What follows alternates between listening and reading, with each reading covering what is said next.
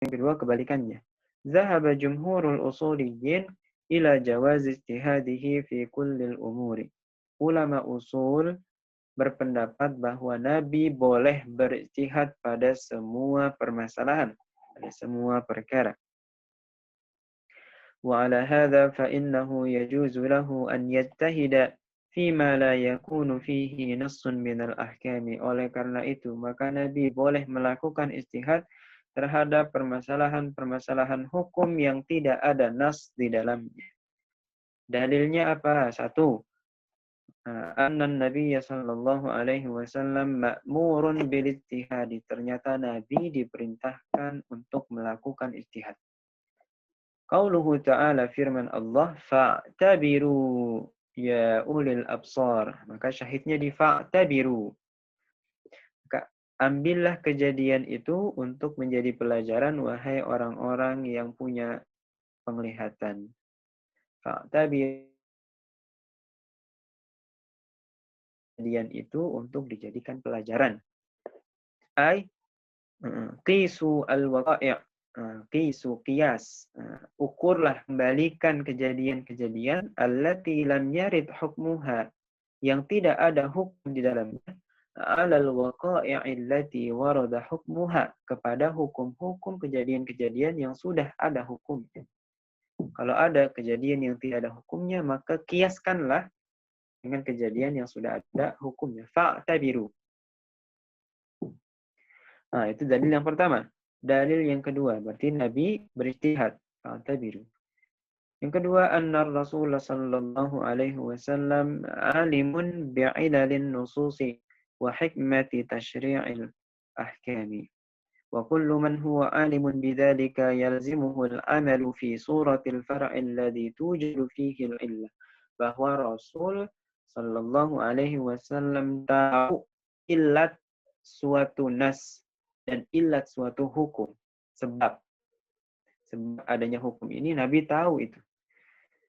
Kan dan setiap orang yang tahu illat tersebut wajib melakukan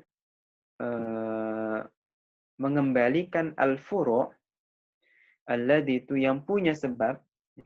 Ada kejadian baru, punya sebab, tapi belum ada hukumnya.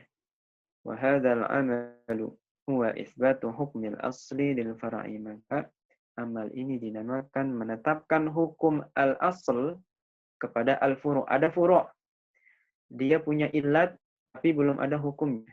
Ada usul yang sama dengan furu' ini, illatnya sama tapi dia udah ada hukumnya.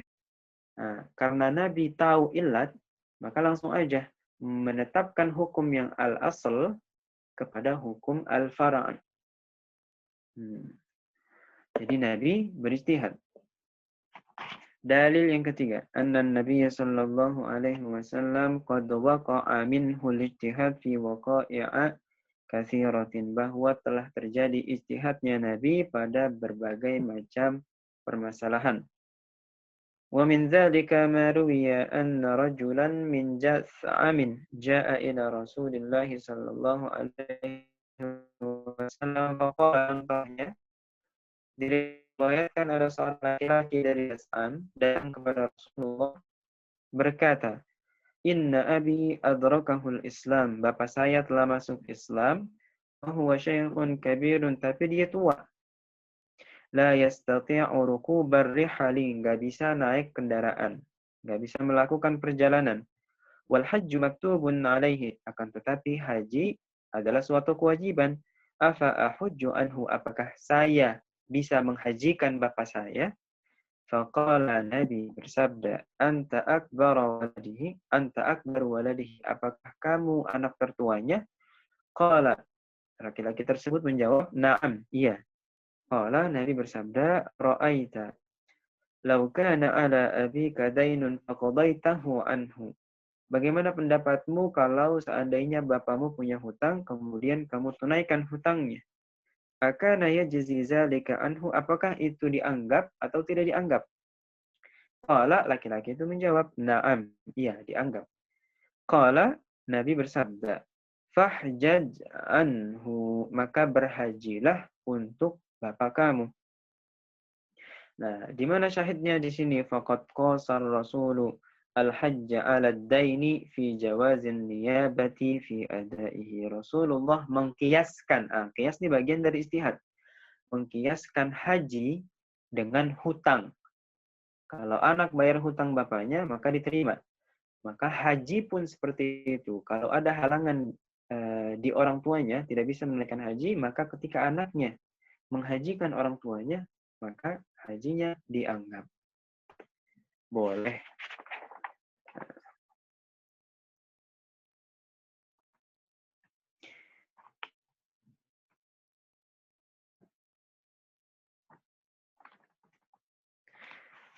Nah, di halaman 64, berarti kan tadi ada dua mazhab. Mazhab yang tidak membolehkan ijtihad Nabi. Yang kedua, Nabi melakukan ijtihad. Nabi boleh berijtihad.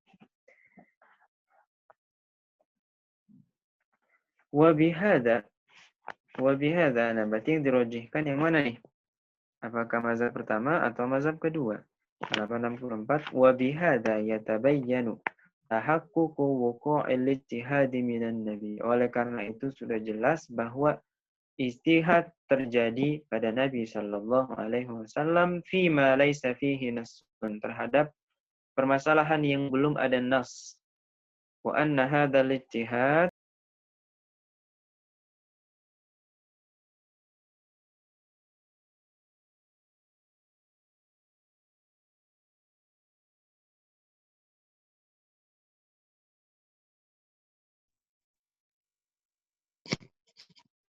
يا شباب sabab ya sabab. اسكتوا يا شباب سأضربكم. Masalah Dokter Osama. Tamam ya sedikit dokter. lagi ya, sedikit Lanjut. lagi. Wa anna hadzal ijtihad, nah, ijtihad Nabi ini dilindungi dengan wahyu dari semua aspek.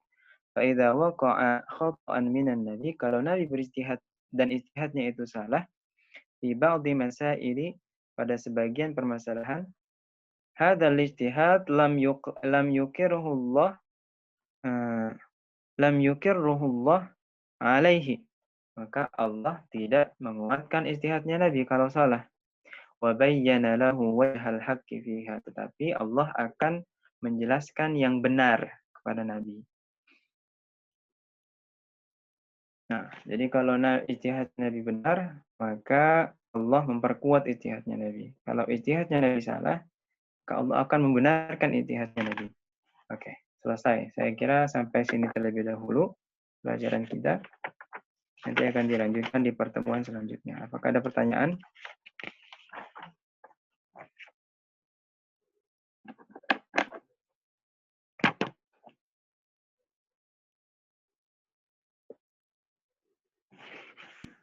Saya Kak, bertanya Kak. Ya, mau bertanya silakan. Ya, tentang yang Al-Quran turun secara berangsur-angsur. Yang masalah nasakh Kak, tadi agak terputus lagi. Yang nasakh yang keempat, tahqiqu maksudun naskhi. Oke. Sebab kenapa Al-Quran turun secara berangsur-angsur? Karena ingin menggapai tujuan dari nasakh. Nanti hukum Al-Quran diantaranya ada nasakh. Nasakh itu adalah menghapus hukum yang lama dengan dalil yang baru. Nah, seandainya Al-Quran turun secara sekaligus, maka tidak ada nasakh. Ya kan? Karena sekaligus. Yeah. Nah, karena dia turun berangsur-angsur, maka ada kemungkinan nasakh. Nah, turun salah hukum pertama. Maka di lain waktu ada hukum yang kedua. Yang kedua bisa menasakh hukum yang pertama kalau dia sama. Contohnya kayak apa? Kayak khomer. Khomer pertama kali turun itu nggak langsung diharamkan. Tapi masih boleh diminum karena dalilnya apa? Yas'alunaka 'anil khamri wal maisir qul fihi ma ismun kabirun wa manafi'. Dia dosa tapi ada manfaat. Berarti nggak 100% diharamkan. Nah, di lain waktu berangsur Al-Quran turun lagi bahwa khamar diharamkan. innamal khamru wal maisiru wal ansabu wal azlam, semuanya rijsum min amali syaitan. Baru sempurnalah pengharaman khamr. Nah, itu namanya nasakh. Menghilangkan satu hukum dengan hukum yang baru yang datang belakangan. Nah, itu nasakh. Berarti Ada ayat lagi yang lama pertanyaan? udah nggak berlaku kayak? Nah, ayat yang lama nggak berlaku. Nanti nasakh terbagi menjadi 3. Ada naskhut tilawah, tapi hukum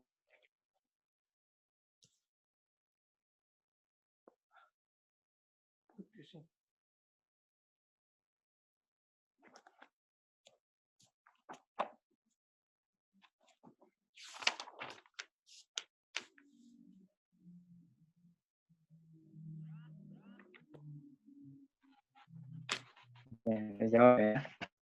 Iya, hukum yang lama tidak berlaku. Tetapi nasakh terbagi menjadi 3 dia. Ada naskhut tilawah, bacaannya hilang, tapi hukumnya masih ada. Mulanya. Bacaannya hilang, tapi hukumnya ada. Rajam. Rajam, hukumnya masih ada, tapi bacaannya hilang. Nggak ada dalam Al-Quran. Nah, aslinya ada bacaannya. Ada firman Allah. Nah, berarti ini nasakh tilawah, tapi hukumnya ada. Kedua, ada naskhul hukmi wa baqiyatit tilawah. Hukumnya nggak ada, tapi Oh no. Oh no. Oh no.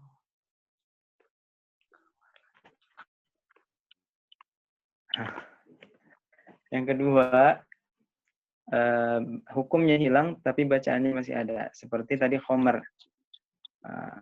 Bolehan minum khomer hilang, diganti jadi hal. Tapi ayatnya masih ada kan? Yas'alunaka 'anil khamri wal maisir. Kemudian yang ketiga ada nasakh tilawah wa naskhul hukmi. Tilawahnya hilang, hukumnya juga hilang. Contohnya kayak ibu susuan. Anak yang menyusui lebih sebanyak 10 kali, maka dia jadi mahram dari ibu susunya. Ya kan? Makan 10 kali. Hukum mahram dengan 10 kali susuan itu nggak ada. Tilawahnya juga tidak ada. Tilawahnya hilang, hukumnya juga hilang. Itu nasakh. Baik, Kak. Makasih banyak, Kak. Iya, sama-sama. Ya, atas jawabannya.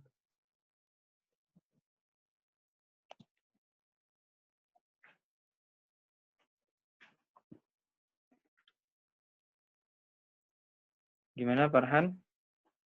Udah selesai? Ini Kak, saya mau nanya Kak, tadi yang di Ahwalul Arab Qoblal Bi'tsah itu kan ada yang di paragraf ketiga kan wakanat diyanatuhum asaidah. Nah itu pada ayat Allahumma na'buduhum illa yuqarribuna ilallahi zulfa. Nah itu domir nak di situ maksudnya perkataannya orang-orang Arab atau gimana Kak? Liyuqarribuna ilallahi zulfa. Iya. Nah, iya, itu perkataannya orang kafir pada waktu itu. Jadi di dalam ayat ini berarti orang kafir ini kan dia untuk mendekatkan diri kepada Allah, akan tetapi dia ini ya apa namanya nginiin berhala juga ya. Iya. Jadi Allah menceritakan nih orang Arab zaman dulu kalau mau dekat dengan Tuhannya maka dia menyembah berhala. Ya kan? Dia liyuqarribuna, karena dengan menyembah berhala bisa mendekatkan dia dengan Tuhannya. Jadi Allah lagi menceritakan kepada Nabi Muhammad. Gitu.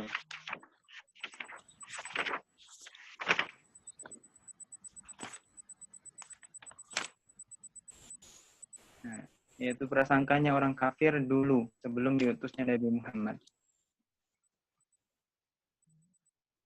Terus tadi Kak yang di halaman 47 di 47 di Wafi Majalil Mu'amalat Al-Maliyah. Itu kan mislunya ada mislu bai'il Munabazah. munabazah, Iya. bai'ul mulamasah sama Munabazah. sama satu lagi tuh.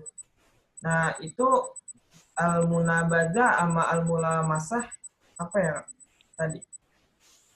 Nah, jual beli munabazah, semua yang barang yang dilemparkan penjual maka akan dibeli oleh pembeli. Pembeli bilang nih, barang yang kamu lemparkan kepada saya, maka saya akan beli. Munabazah, lempar. Nah, itu tidak boleh karena ada ketidakjelasan, jahalah. Nah, bisa jadi dia nggak tahu barangnya itu apa, ya kan? Apakah ada kerusakan atau ada aib, atau mulamasah. Setiap penjual sentuh, maka pembeli akan beli. Barang apapun yang kamu sentuh, maka saya akan beli. Nah, itu juga nggak boleh. Yang benar adalah jual beli harus lihat terlebih dahulu barangnya seperti apa. Apakah barangnya ada atau barangnya dimiliki oleh penjual dan lain sebagainya. Adapun ini tidak boleh. Tapi orang kafir pada waktu itu menjalankan itu semua.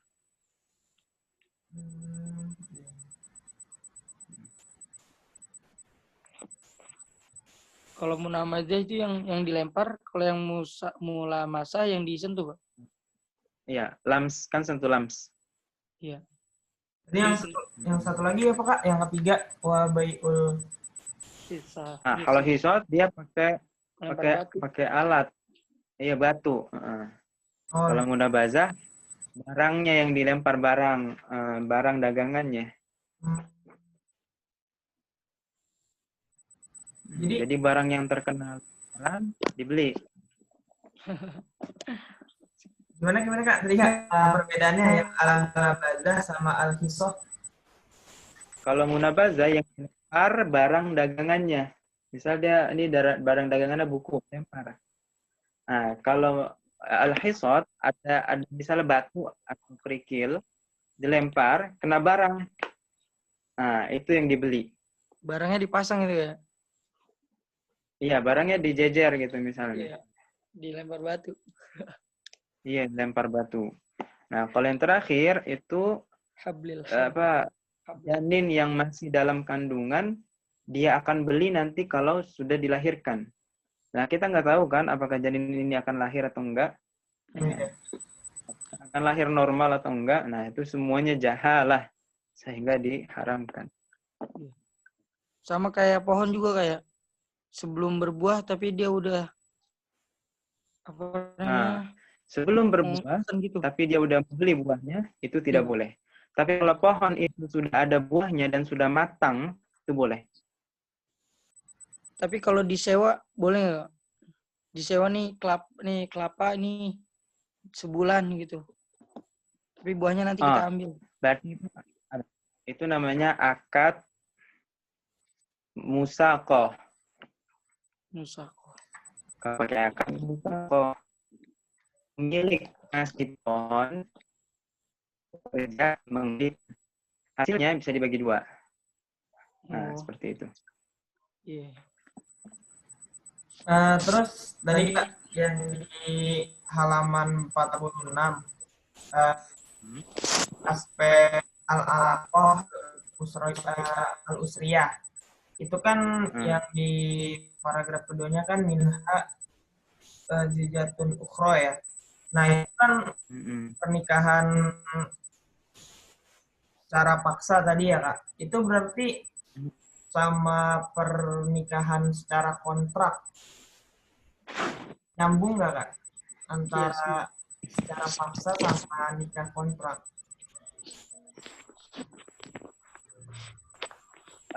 Nanti ini masuknya ke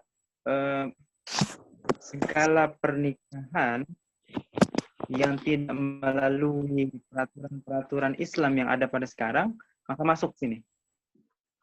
Nikah kontrak, nikah tapi nggak disetujui wali atau nggak ada saksi, tidak ada mahar dan lain sebagainya. Pokoknya masuk semua. Pernikahan yang diharamkan masuk. Tidak sesuai syariat ya. Berarti kalau nikahnya tidak sah, maka anaknya juga tidak sah kan? Nah, itu Ya. bertolak belakang dengan hukum Islam semua.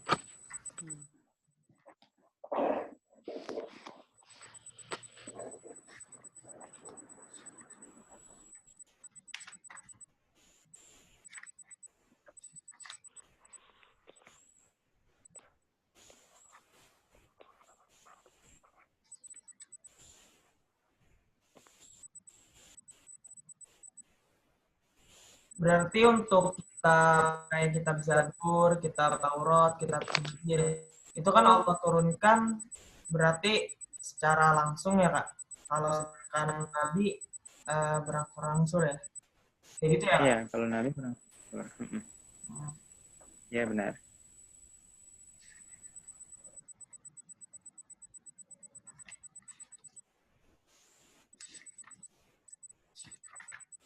Kak, mau nanya yang Ya boleh. yang sabab tasmiyah daurun nasyati wa ta'sis yang nomor 3 itu halaman 43. Kan fikih dari zaman Nabi sampai sekarang itu sama, kecuali permasalahan tersebut belum ada pada masa zaman Nabi baru disyariatkan. Itu contohnya kayak gimana dan siapa yang lebih berhak buat syariat tersebut, Kak? Oke. Jadi gini, contohnya misalnya bayi tabung. Bayi tabung ada nggak di zaman Nabi? Nggak ada. Ini fikih baru nih, berarti ini perlu istihad lebih dalam. Nah, orang yang paling berhak mengeluarkan hukum ya, orang yang punya kriteria istihad. Dia paham Al-Quran, dia paham hadis, ya kan? Dia paham fikih, dia paham madlulat yang ada di Al-Quran, yang ada di hadis, semuanya dia paham. Nah, dialah yang berhak mengeluarkan itu semua. Nah, ini kan belum ada hukumnya nih. Nah, tinggal dikeluarkan hukumnya. Apakah mirip dengan zina misalnya? Ya kan? Atau tidak? Nah, itu berarti terjadi ikhtilaf ulama. Nah, ini fikih baru yang belum ada pada zaman Nabi Muhammad SAW. Nah, adapun yang lain-lainnya itu nggak ada yang berubah. Salat tetap, puasa tetap, haji. Tamam, Kak. Syukron. Oke.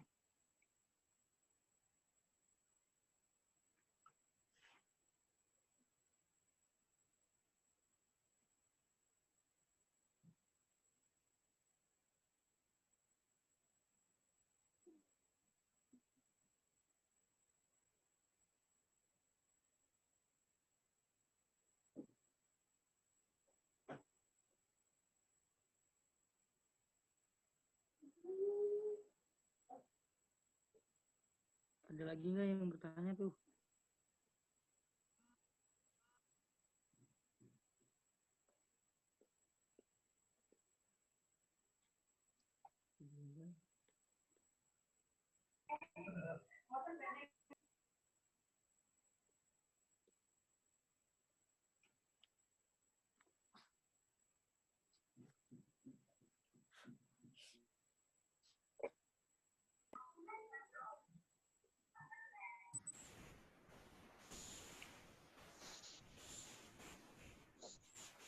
Gimana? Pertanyaan lagi? Saya Kak, saya mau nanya yang halaman 58 Kak, yang at-tadarruj itu yang fi tasyri'il ahkamil jumlah, itu saya belum paham kayak yang itu Kak. Paham. Oke. Proses mensyariatan ada dua. Ada yang jumlatan, ada yang wahidan. Jumlatan secara global. Kemarin kan kita udah tahu apa yang masuk ke dalam syariat. Ada 3 kan, i'tiqadiyah, kemudian al-wujudaniyah, al-amaliyah. Nah, 3 syariat ini tidak turun secara sekaligus. 1, jumlatan turun i'tiqadiyah dulu. Jumlatan. Yang kedua, wujudaniyah, jumlatan. Amaliyah, jumlatan. Walaupun nanti di amaliyah ini tidak sekaligus juga. Jadi kalau jumlatan berarti i'tiqadiyah 1 turun. Wujudaniyah turun berikutnya. Kemudian amaliyah turun berikutnya. Nah, itu proses secara jumlatan. Tapi kalau yang wahidan, persatuan, maka dilihat dari rincian masing-masing. Nah, misalnya yang amali, biasanya di sini yang amali dijelaskan di sini. Kalau yang amali, kita lihat satuannya. Salat kan bagian dari amali. Salat tidak turun sama yang ada pada sekarang tidak sama dengan yang pertama kali turun. Dulu cuma 2 rakaat, sekarang 5 waktu. Atau metode zakat. Zakat dulu tidak diwajibkan, tapi secara bertahap melalui proses maka jadi wajib dan ada ukurannya dan ada macam-macam harta yang dikeluarkan zakatnya.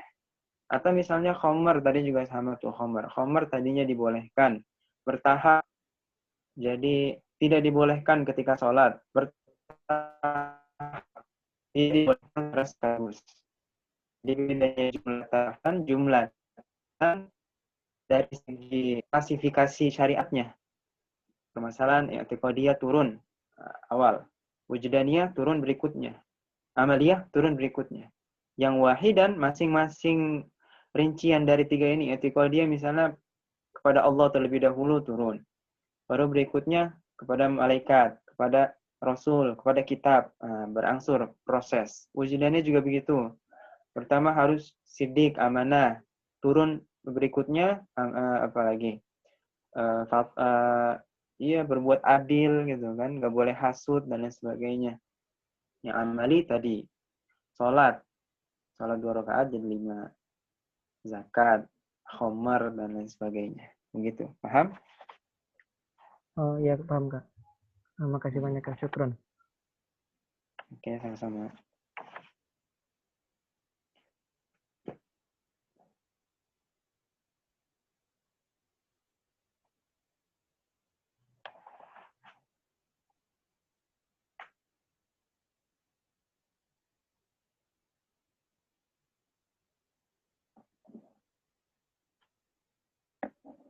Masih ada yang bertanya?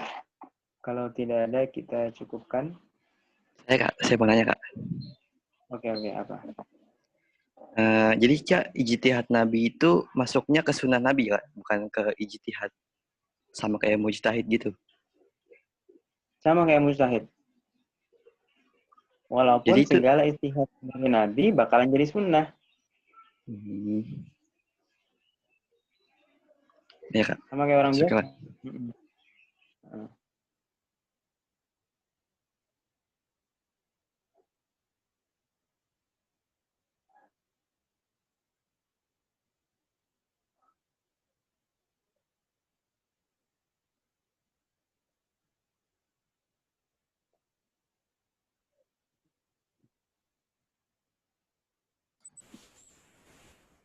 Ada lagi nggak tuh yang mau bertanya?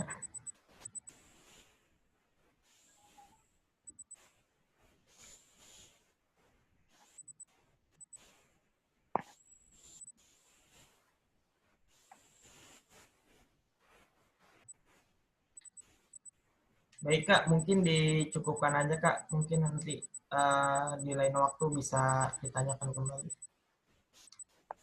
Oke, saya ucapkan terima kasih. Insyaallah di minggu depan kita akan ketemu lagi meneruskan pembahasan kita. Saya mohon undur diri. Assalamualaikum warahmatullahi wabarakatuh. Waalaikumsalam. Waalaikumsalam warahmatullahi wabarakatuh. Terima kasih banyak Kak.